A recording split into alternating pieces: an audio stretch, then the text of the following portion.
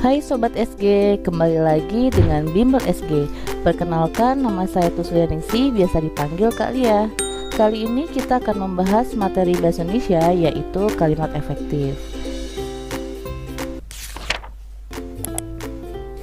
Apa sih kalimat efektif itu? Kalimat efektif adalah kalimat yang dapat memunculkan gagasan sesuai dengan apa yang ada di dalam pikiran penulis atau pembicara kepada pembaca atau pendengarnya. Kalimat efektif ini adalah kalimat yang jelas, singkat, padat, lengkap, dan menyampaikan informasi secara tepat. Tentunya, kalimat efektif sudah mengikuti kaidah bahasa Indonesia, yaitu disusun sesuai POEBI, Pedoman Umum Ejaan Bahasa Indonesia. Sudah mengikuti kata-kata baku, lalu kalimat itu juga sudah disesuaikan makna antar kalimatnya. Namun, jika ada soal terkait kalimat efektif, kita tidak perlu mengecek penulisan huruf, tanda baca, kata-kata baku, atau makna antar kalimatnya. Kita fokuskan pada penulisan struktur kalimat dan makna kalimat itu sendiri. Lalu, ciri-ciri kalimat efektif itu apa saja? Pertama, pada klausa inti minimal terdapat subjek dan predikat. Ciri yang kedua, subjek dan predikat jelas. Ciri yang ketiga, konteks kalimat logis. Ciri keempat, penggunaan kata harus hemat alias tidak mubazir.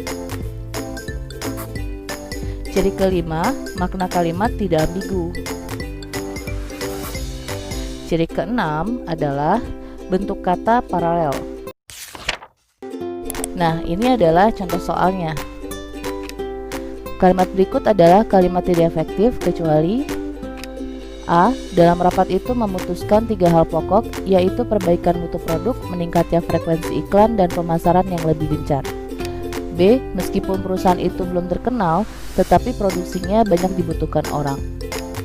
C. Bapak Bupati yang kami hormati, kami undang ke depan untuk memberikan kata sambutan. Waktu dan tempat kami persilakan. D. Sumbangan kedua sekolah itu telah kami terima. E. Dalam pertemuan itu, hadirin diminta menyumbang sekadarnya untuk membantu para korban bencana alam. Untuk mengetahui jawabannya, perhatikan baik-baik pertanyaannya. Pada pertanyaan ada kata tidak dan kecuali, berarti kita harus mencari kalimat efektif. Nah, tandanya kita harus menganalisis satu persatu dari A sampai dengan E. Pertama, kita analisis struktur kalimat A. Strukturnya adalah keterangan, predikat, objek, perluasan objek. Nah, dari struktur saja kita bisa tahu bahwa kalimat tersebut tidak efektif karena tidak terdapat subjek dan tidak paralel pada kata meningkatnya. Kelas kata dan imbuhan meningkatnya adalah verba diberi imbuhan me, berbeda dengan kelas kata dan imbuhan perbaikan itu adalah nomina, imbuhannya adalah pean, dan pemasaran nomina, imbuhannya adalah pean. Lalu bagaimana dengan perbaikannya? Perbaikannya adalah mempasifkan kalimat agar objek menjadi subjek dan mengubah kata meningkatnya menjadi peningkatan. Berikut adalah perbaikan kalimatnya. Selanjutnya kalimat B.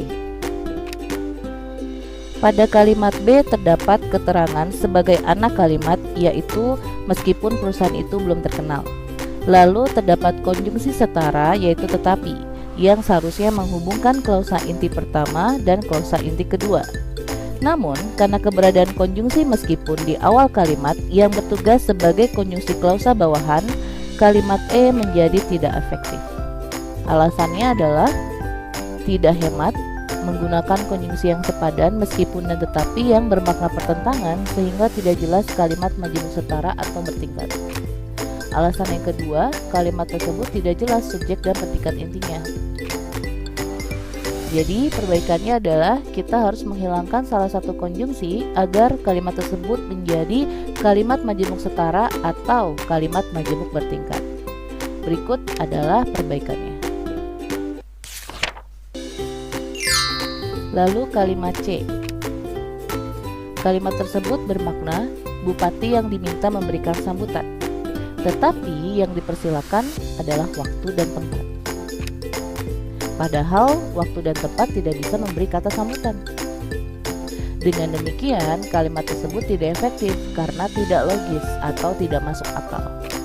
Perbaikannya sebagai berikut.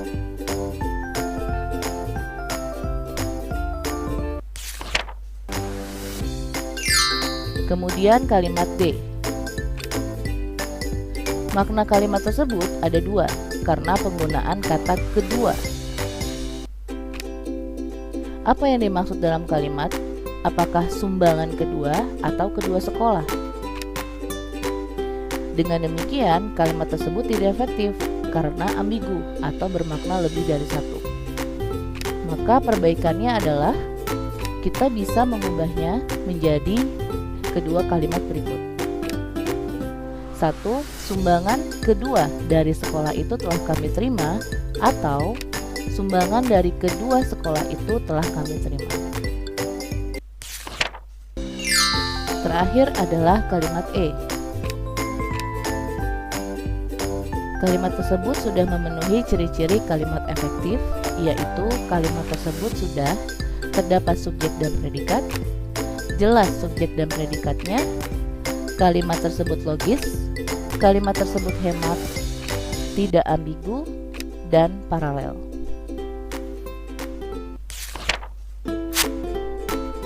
Dari analisis A sampai dengan E, kita bisa tahu dan kita bisa menjawab pertanyaan tersebut.